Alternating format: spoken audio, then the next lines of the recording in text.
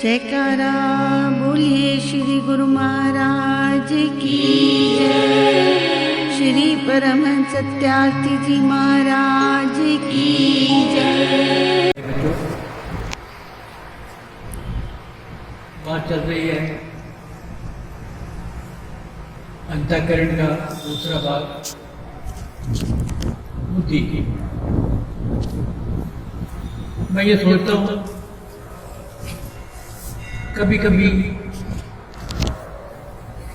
बुद्धि का और मन का आपस में झगड़ा हो जाता है।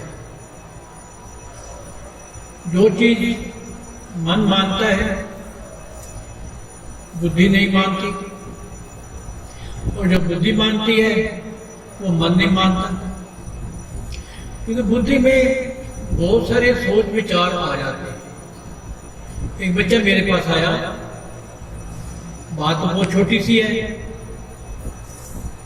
कहने लगा महाराज जी मैं सबको देख करके ऐसा सोचता हूं कि नाम ले लो, परंतु कई बार मैं उलझन में पड़ जाता हूं। सोचता हूं मैं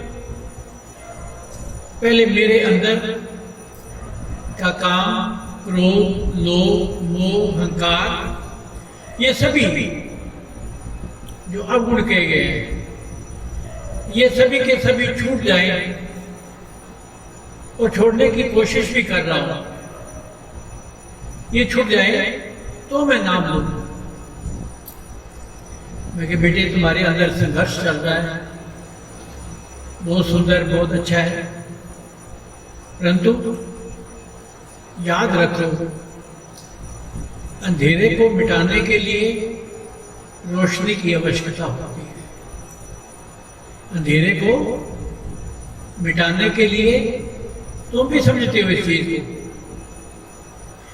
कि ये सारी चीजें अंधेरा है, और इसीलिए तुम रोशनी चाहते हो। क्योंकि प्रत्येक मनुष्य अपने जीवन में अंधकार नहीं चाहता, रोशनी चाहता है। और ये इसी के लिए ही तुम्हारा मन और बुद्धि दोनों ही इसके बारे में सोच रहे हैं ना। अब बुद्धि का कहना माने जो उसके दिमाग में चलता है, या मन का कहना है। बड़ी उल्टी बात कि मन का कहना मानना चाहिए या बुद्धि का कहना मानना चाहिए। परंतु एक बात याद रखना, जब भी कभी मन और बुद्धि आपस में झगड़ा हो जाए, दोनों में से जो भी धर्म पर चर्चा हो, धर्म पर जो उचित हो, जो हमारे शास्त्र कहते हैं, उसकी मान लेना चाहिए। कभी कभी हमारा ज्ञान, मैं ये समझता हूं कि हमारा ज्ञान अधूरा है। सारी उम्र मनुष्य की गुजर जाए, उसमें कभी ज्ञान की पूर्ति होती ही नहीं है, हो भी नहीं सकती। चाहे वो आध्यात्मिक ज्ञान हो, चाहे वो संसारिक ज्ञान हो।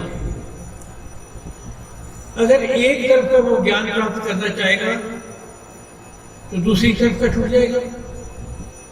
अगर मनुष्य आध्यात्मिकता में लग जाएगा, बहुत सुंदर बात है, अच्छी बात है, महापुरुषों का आशीर्वाद है, आध्यात्मिकता में लग जाएगा तो उसे संसार का ज्ञान अधूरा हो जाएगा, नहीं देगा।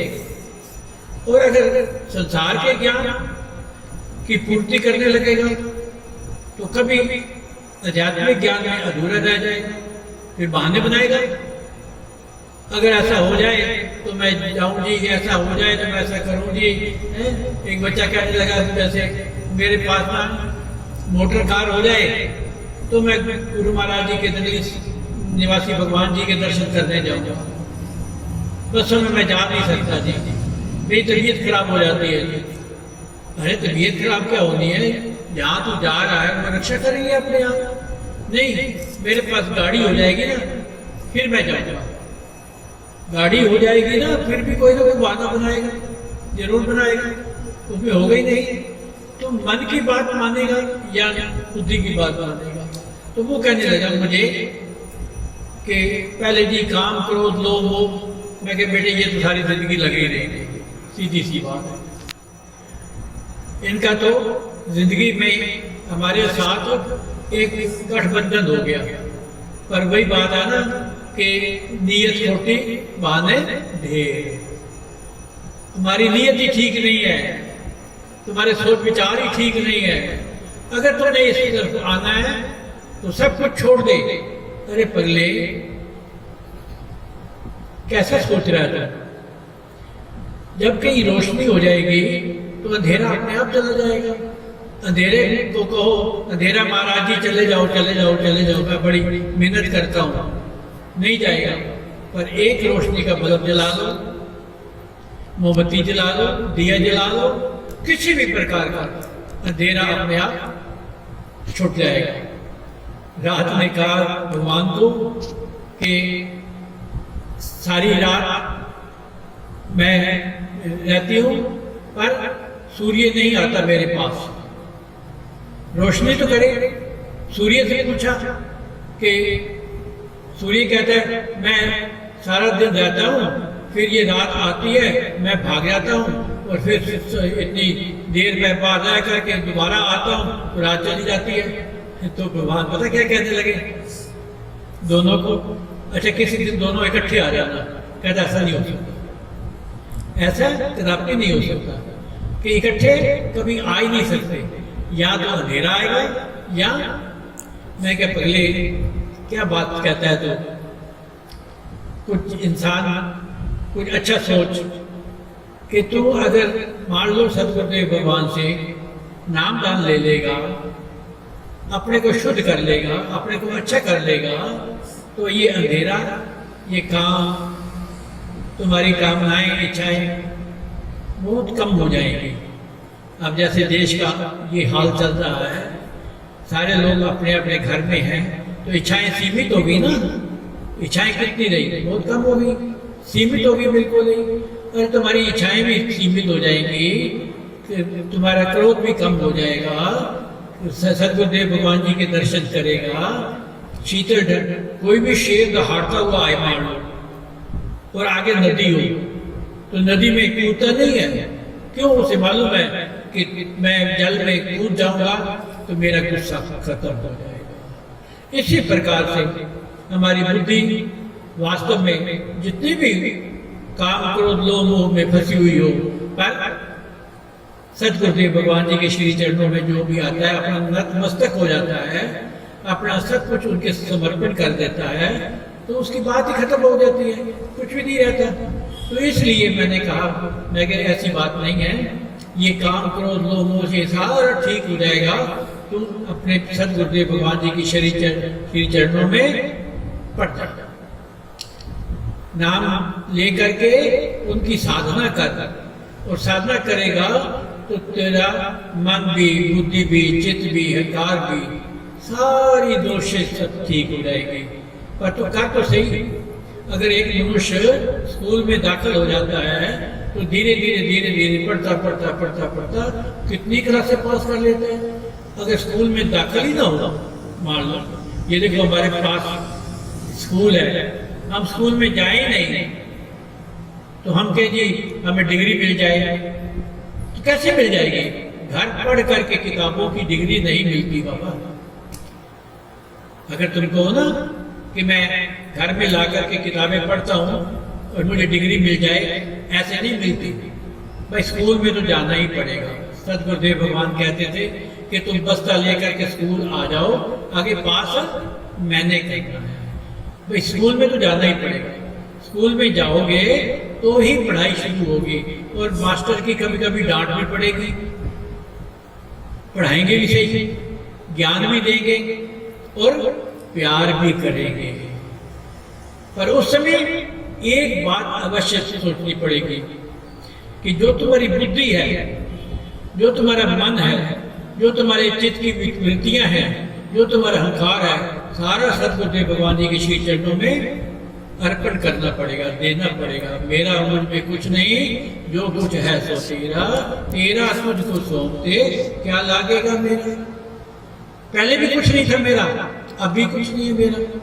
जब अपना अपने पास रखोगे तो सतगुरुदेव भगवान श्री स्वरूप दर्शन में कहते हैं कि एक महापुरुष थे, पंडित जी को कहते थे।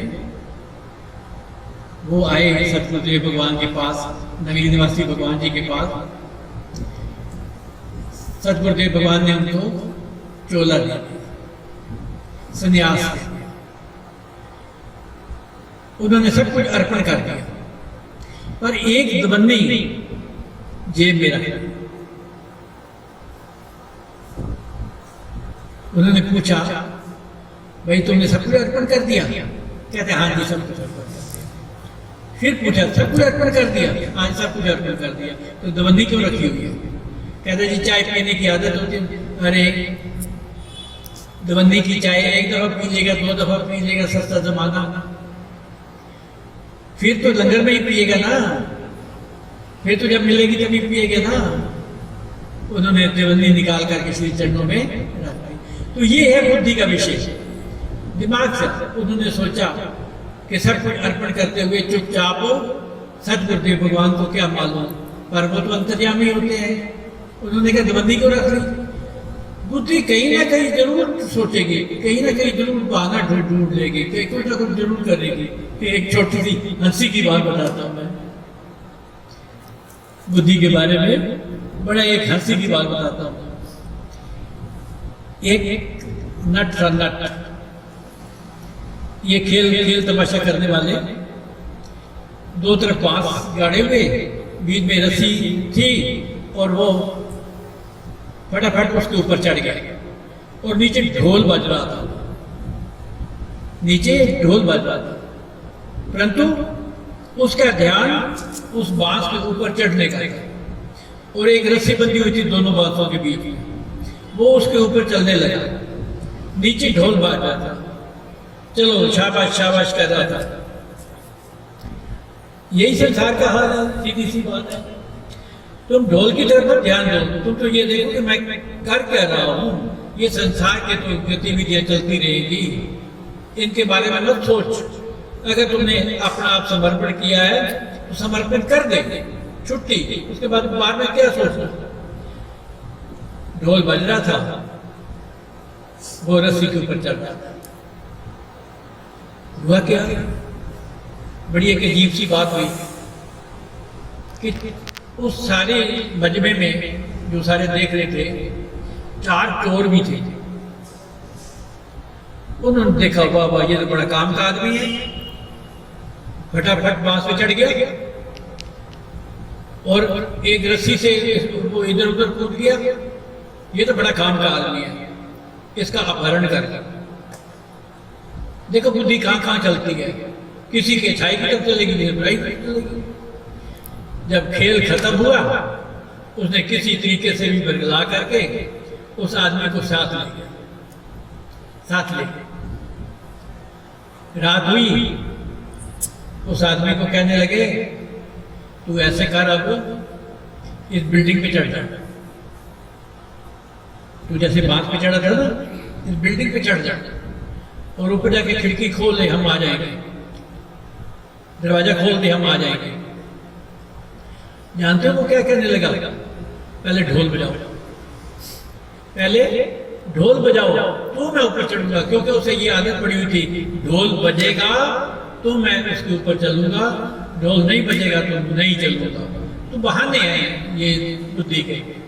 कई मनुष्य कहते हैं ये चीज हो जाए तो मैं ये चीज करूंगा, ये चीज हो जाए तो मैं गुरु महाराज के चरणों में आऊंगा, ये चीज हो जाए तो मैं ऐसा। अरे बाबा, सारी चीजें को छोड़ो, समर्पण करो और हमेशा बुद्धि का को हवाले कर दो अपने दिल के, कि कभी भी जो अच्छा सोचो, हमेशा आध्यात्मिक सोचो, सदगुरुदेव भगवान जी की सेवा का सोचो, सदगुरुदेव भगवान जी के पास जाने का सोचो। ये सारा का सारा जो दिमाग में अंधकार है ये सारा खत्म हो जाएगा और बुद्धि अच्छे रास्ते पे चलना शुरू हो जाएगी। यही एक तरीका है सदगुरुदेव भगवान जी का प्यार पाने के लिए। हरि ओम तत्सत, हरि ओम तत्सत, हरि ओम तत्सत। जय